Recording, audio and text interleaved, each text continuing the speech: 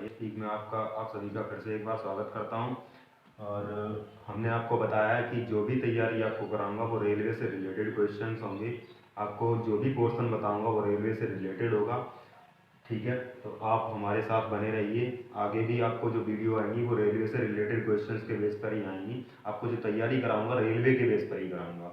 तो आप देखिए, कल कल मैंने आपको बताया था, पिछली वीडियो में आपको ये बताया कि रेलवे का आरपीएफ का पूरा सिलेबस विधिवत तरीके से आपको डिटेल में वो मैंने दिया है, आपको क्या क्या क्वेश्चंस रहते हैं। अब आपको पोर्शन वाइज सिलेबस भी बताऊंगा मैं कि किस पोर्शन में क्या आ सकता है। जैसे कि मैं आपको पढ़ाऊंगा ज्योग्राफी। क्या पढ़ाऊंगा? ज्योग्राफी। ज्योग्राफी का मतलब है भूगोल। क्या है? भूगोल। ज्योग्राफी का क्या मतलब है? भूगोल। अब भूगोल भी दो पार्ट में बटा हुआ होता है। भूगोल भी कितने पार्ट में बटा हुआ होता है? दो पार्ट में। अब दो पार्ट का मतलब क्या है? सबसे पहले तो वर्ल्ड ज्योग्राफी। World geography. इसकी बात करेंगे इंडियन ज्योग्राफी।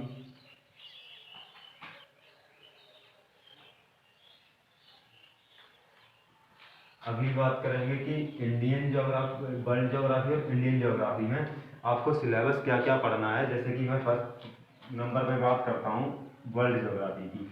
वर्ल्ड ज्योग्राफी में सबसे पहले आपको बताऊंगा कि फर्स्ट नंबर पर इसकी राजनीतिक स्थिति। राजनीतिक स्थिति। राजनीतिक स्थिति से मतलब ये होता है कि जैसे कि कोई भी देश किस महाद्वीप में है, किसकी सीमा किस देश से लगती है, उस महाद्वीप में कितने देश हैं। ठीक है, तो इस तरीके से आपको इसमें बताएंगे हम। अगला नंबर इसी में होता है। अगले नंबर पे बात करते हैं तो अगला नंबर इसमें होता है जैसे कि भौगोलिक स्थिति। क्या है इसकी? क्या होता है? भौगोलिक स्थिति। तो भौगोलिक स्थिति क्या है? तो भौगोलिक स्थिति की जब भी बात करेंगे तो इसमें क्या होता है कि जो पोर्शन दिया होता है भौगोलिक स्थिति में, जैसे कि अवस्थिति हो गई। अवस्थिति। अवस्थिति से मतलब होता है जैसे कि इसमें अपवाह तंत्र भी आ जाएगा। अपवाह तंत्र के बाद जो भी पोर्शन आएगा वो आपको विधिवत तरीके से हम एक तरफ से ही कराएंगे ज्योग्राफी में। अगली बात करेंगे अक्षांश और देशांतर क्या होते हैं। अगली बात किसकी करेंगे? अक्षांश एवं देशांतर की। अगली बात किसकी करेंगे? अक्षांश एवं देशांतर की। इससे क्वेश्चन ऐसे बन जाता है कि भारतीय मानक समय रेखा है वो कितने अक्षांश से गुजरती है, अंतर्राष्ट्रीय मानक समय रेखा है वो कितने अक्षांश से गुजरती है। उसके बाद बात करेंगे जैसे कि कुल अक्षांशों की संख्या कितनी होती है। ऐसे प्रीवियस ईयर में क्वेश्चन बने हुए हैं, तो हम आगे जानेंगे भी। तो देशांतर टोटल कितने देशांतर हैं, किस देशांतर से जो हमारा ग्रीनविच मीन टाइम का जो होता है वो कौन से देशांतर से गुजरता है। तो ये सब देशांतर वाले में क्वेश्चन बन जाएंगे। अगली बात करेंगे इसी में क्या होता है जैसे कि सौर मंडल हो गया। क्या हो गया? सौर मंडल। अब सौर मंडल की बात, अगर सौर मंडल में क्वेश्चन काफ़ी बनते हैं। सौर मंडल में जैसे ब्रह्मांड का क्वेश्चन बनता है। ठीक है, ब्रह्मांड में टोटल ग्रहों का क्वेश्चन बनता है। सबसे पहले तो आपको अच्छे तरीके से बताएंगे हम आपको, जैसे कि आपसे पूछ लिया जाए कि सबसे जो हमारा आंतरिक ग्रह होता है, सबसे बड़ा आंतरिक ग्रह कौन सा होता है, तो आप बताना कमेंट बॉक्स में कि सबसे बड़ा आंतरिक ग्रह कौन सा है। ठीक है, तो जैसे कि आपको ऑप्शन दे दूं, पृथ्वी, बुध, शुक्र और शनि। पृथ्वी, बुध, शुक्र और शनि। इसमें से आपको पता है कि जो आंतरिक ग्रहों में सबसे बड़ा ग्रह होता है वो होता है हमारा पृथ्वी। तो पृथ्वी को आप कैसे याद कर सकते हैं? ईवीएम से। अब ईवीएम का मतलब क्या होता है? जैसे कि आप याद ऐसे रख सकते हैं, ईवीएम से जो चुनाव हो रहा है हमारा वर्तमान समय वो ईवीएम से ही होता है। जैसे कि ई से क्या हो गया? अर्थ। वी से क्या हो गया? वीनस। एम से क्या हो गया? मार्स। ठीक है, मतलब अर्थ क्या है? पृथ्वी। तो आंतरिक ग्रहों में सबसे बड़ा ग्रह कौन सा होता है? पृथ्वी। तो आप इस तरीके से आपको अच्छी अच्छी ट्रिकें भी बताएंगे। ठीक है। तो हर एक तरीके से आपको मतलब मजबूत बनाना है मुझे, और आप टेंशन ना लीजिए कि आपको कोई भी क्वेश्चन छूटे, वो आपका यहीं से हर क्वेश्चन सॉल्व होगा, ठीक है। तो ये सौरमंडल की बात की है मैंने।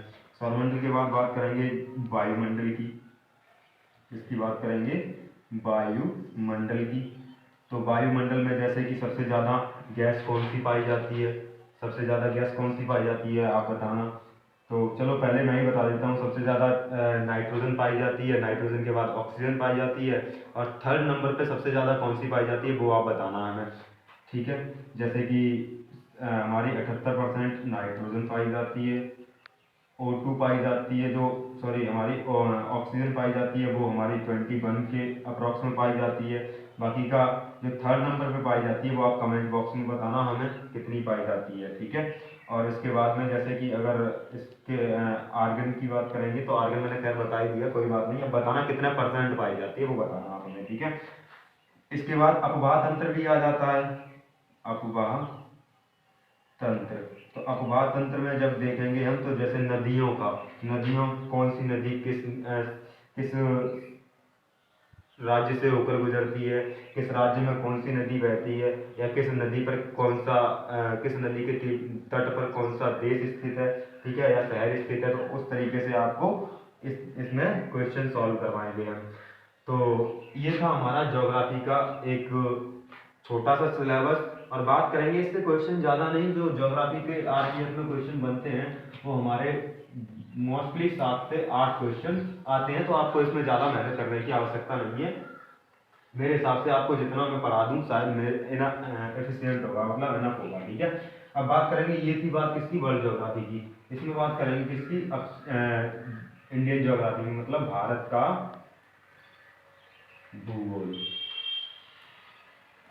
और जो भारत के भूगोल में बात करेंगे, तो भारत के भूगोल में क्या होता है कि सबसे पहले तो आपको ये जो हमने चीज़ पढ़ी है अक्षांश और देशांतर, तो अक्षांश और देशांतर हम इसमें पढ़ेंगे। भारतीय मानक समय रेखा कितने अक्षांश से गुजरती है, उसके बाद अंतर्राष्ट्रीय मानक समय रेखा वहाँ पे देख चुकेंगे, ठीक है।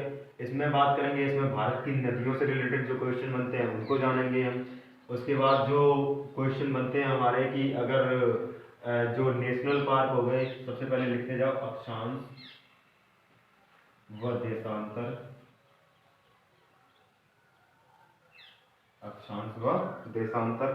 अगली बात करेंगे हमारे पर्वत, पठार, झीलें, झीलों की हम इसमें भी बात करेंगे, झीलों की हम इसमें भी बात करेंगे, झीलें, झीलों की बात करेंगे, पर्वतों की बात करेंगे, पठारों की बात करेंगे, घास के मैदानों की बात करेंगे।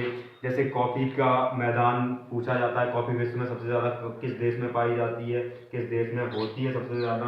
तो कॉफ़ी के मैदानों को क्या कहा जाता है वो आप कमेंट बॉक्स में बताना नीचे, कॉफ़ी के मैदानों को क्या कहा जाता है, नहीं तो अगली वीडियो में खुद बताऊँगा आपको, ठीक है। तो इस तरीके से जो क्वेश्चन इसमें पर्वत, पठार, झीलों से बनेंगे, चट्टानों से बनेंगे क्वेश्चन, वो हम आपको इस भारत के भूगोल के माध्यम से बताएंगे। अब वहाँ पे हम अपवाह तंत्र पढ़ेंगे, तो अपवाह तंत्र हम यहाँ भी पढ़ेंगे, अपवाह तंत्र इस भारत के भूगोल में भी अपवाह तंत्र को पढ़ेंगे, विधिवत तरीके से पढ़ेंगे, आप उसकी टेंशन नहीं लेना, ठीक है। तो ये था हमारा एक ज्योग्राफी का छोटा सा सिलेबस, 7 से 8 क्वेश्चन बनते हैं, आप उसकी टेंशन न लो, यहीं से आपके कंप्लीट हो जाएंगे, ठीक है। तो ये था, आपको कैसी लगी वीडियो बताना मुझे, अगली वीडियो के लिए आप कमेंट करना, बनाएं। तो ठीक है, धन्यवाद दोस्तों।